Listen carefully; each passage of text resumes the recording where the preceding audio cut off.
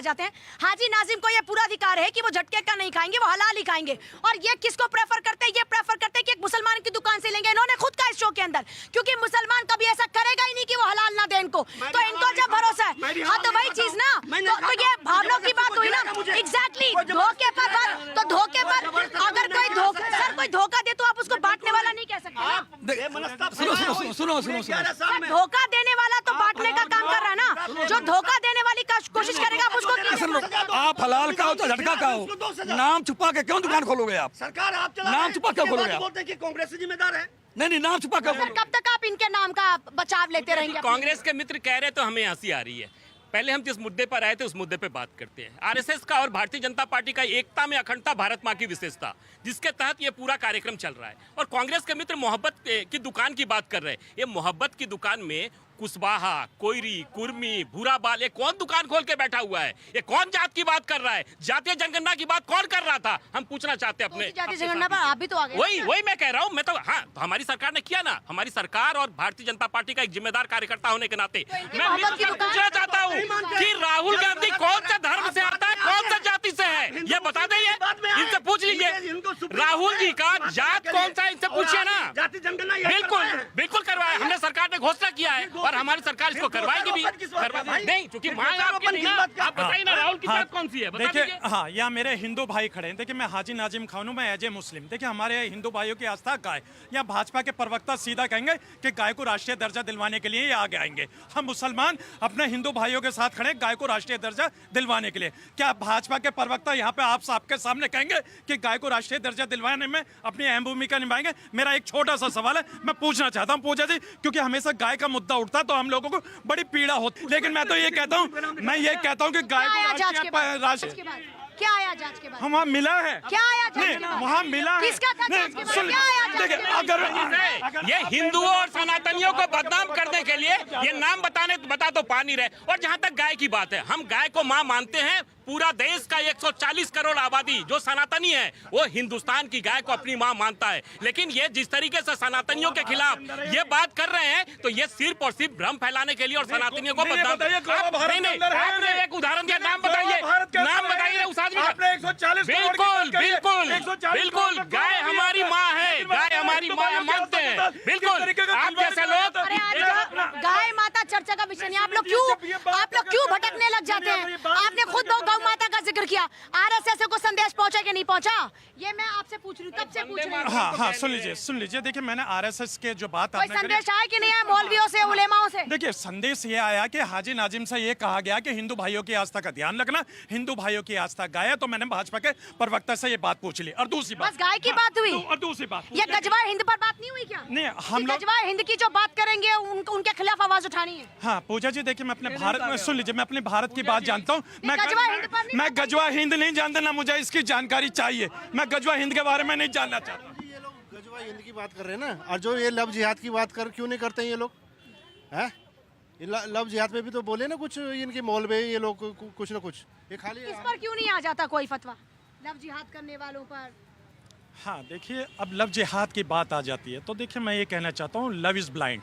लेकिन जबरन अगर किसी का धर्म परिवर्तन कराया जाता है तो वे गलत है।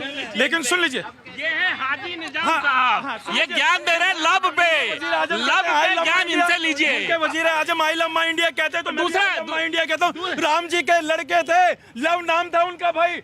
लव तो शुरुआत है। और ये पूजा जी, इन्होंने आपने इनसे प्रश्न पूछा कि क्या मैसेज दिया गया, क्या फतवा जारी किया गया? तो एक सेकंड, तो तर्क बताइए जरा। आपने कहा कि लव जिहाद में लव इज ब्लाइंड, मतलब लव जिहाद आपके लिए एकदम जायज है? नहीं, देखिए, मतलब कोई कलावा पहनकर असलम आ जाए, आंखें बंद कर लो, बिकॉज लव इज ब्लाइंड। सुन लीजिए, हाँ सुन लीजिए, अगर मैंने कहा कि अगर कोई भी अगर जबरदस्ती है अपना नाम, नाजिम, आपने प्यार वाली शादी की है, प्रेम विवाह किया है या फिर आपका अरेंज विवाह हुआ है? हाँ, देखिए पूजा जी, मैं अपने माता पिता की पसंद पर बड़ा फक्र महसूस करता हूँ। ये मेरे भारत की संस्कृति है कि अपने माता पिता के। कल को आपके बच्चे प्रेम विवाह करें तो कोई आपत्ति तो नहीं होगी? हाँ, देखिए, अब ये नया टेक्नोलॉजी युग आता जा रहा है तो देखिए, आजकल युवा जो है, युवा भविष्य तलाश कर रहे हैं भारत के अंदर, और भारत का भविष्य। मैं इसलिए ये पूछ रही हूँ कि अगर आपका बेटा किसी के पास अगर अपना धर्म छुपाकर जाएगा तो लव इज ब्लाइंड तो नहीं होगा ना?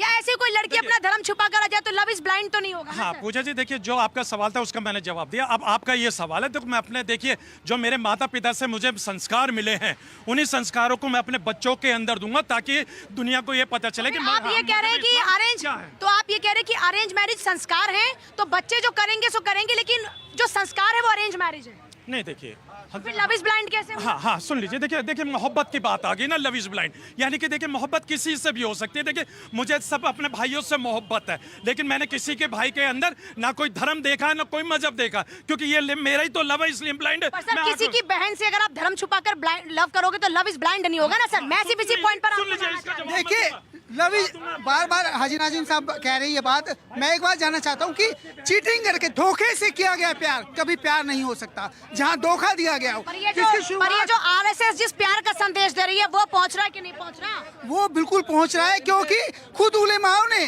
खुद कोई टीला का मस्जिद है लखनऊ में, वहाँ के जो उलेमा आए हुए थे उन्होंने स्पष्ट कहा है कि ये एक बहुत बड़ा मैसेज है आरएसएस का, क्योंकि इससे हिंदुस्तान के मुसलमान जो बीजेपी से आरएसएस को बदनाम करने वालों के मुंह पे तमाचा है, पूरी दुनिया के उन मुसलमानों को जो बदनाम कर रहे थे आरएसएस को, उनके मुंह पे तमाचा है, क्योंकि हिंदुस्तान के उलेमाओं ने एक्सेप्ट कर लिया है। इनकी समझ नहीं आता, हमने ये संदेश सदियों से दिया है, जितना हम जुड़ना चाहेंगे ना कितना लव जिहाद करेंगे।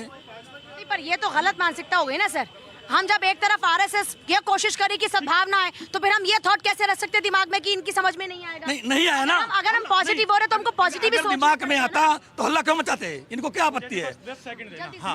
हाँ सुन लीजिए महाराज जी, देखिए मैं भारतीय नागरिक होने के साथ में मुल्क के वजीर आजम से कहता हूँ कि भारत के अंदर सिर्फ एक ही जना होना चाहिए, सब भारतीय, क्योंकि जब हम विदेश जाते हैं तो सबसे पहले अपनी आइडेंटिटी बताते हैं कि आई एम इंडियन ये बताते हैं, लेकिन वहां से आने के बाद हम लोग जात बिरादर में बढ़ जाते हैं। ऐसा नहीं होना चाहिए। और दूसरी बात, अगर कोई भी अगर जबरन किसी से धर्म परिवर्तन करवाता है उसके खिलाफ हाजी नाजिम मुस्लिम समाज है और भारत सरकार प्रदर्शन होने चाहिए कि नहीं? ऐसे लोगों को सख्त से सजा मिलनी चाहिए। जो गजवाए हिंद की बात करें, जो लव जिहाद की बात करें, जो देश को बांटने की बात करें, तो ऐसे लोगों के खिलाफ में हाजी नाजिम जैसे लोग कैसे झंडा उठाएंगे? हाँ देखिए, मैं अपने भारत का तिरंगा उठाऊंगा, फख्र से उठाऊंगा। मैं गजवा हिंद को नहीं जानता, मैं सिर्फ अपने भारत को जानता हूँ। तो मेरे से सिर्फ भारत की बातें कीजिए।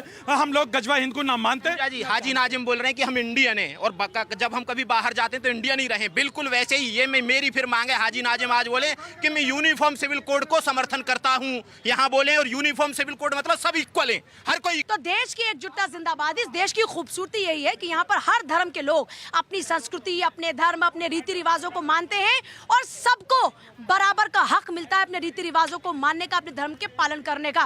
भारत की खूबसूरती पर लगातार पूरी दुनिया आजकल सैल्यूट कर रही है। यहाँ की संस्कृति को आजकल दुनिया अपनी जिंदगी में आत्मसात कर रही है। यही भारत की एक बड़ी, ये कहिए कि कामयाबी है और एक भारत की बड़ी जीत है। आज के लिए जनता की आवाज में इतना ही। खबरों का सिलसिला लगातार जारी, देखते रहिए भारत 24। नमस्कार।